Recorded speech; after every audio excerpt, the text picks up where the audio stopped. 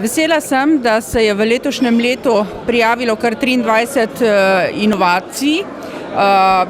okrog 50 inovatorjev in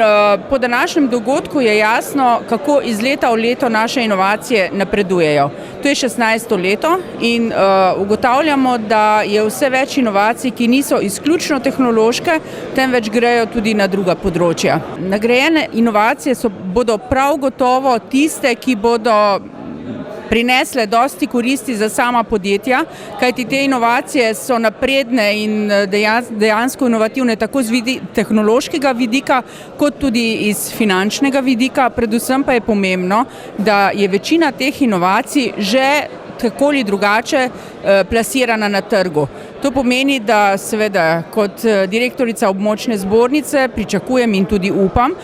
da bo kar katera od teh nagrajenih zlatih inovacij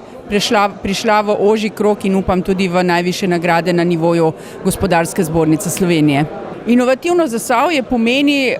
v bistvu to, da smo mi v 16 letih dejansko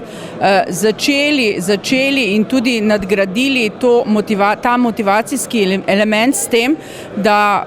se širi ta krog podjetij, ki inovirajo, ki tudi prijavljajo inovacije, kajti zavedati se moramo, da je vrsta podjetij, ki ima inovacije, razvija nove produkte, vendar se iz enega ali drugega razloga ne odločijo, da bi te inovacije tudi promovirale preko Gospodarske zbornice.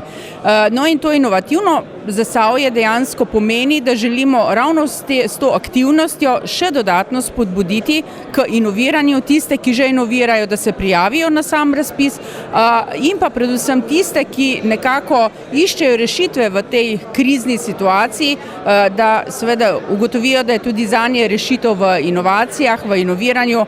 in da seveda slej ko prej tudi oni začnejo oblikovati time, ki iščejo nove ideje in nove rešitve za njihove produkte.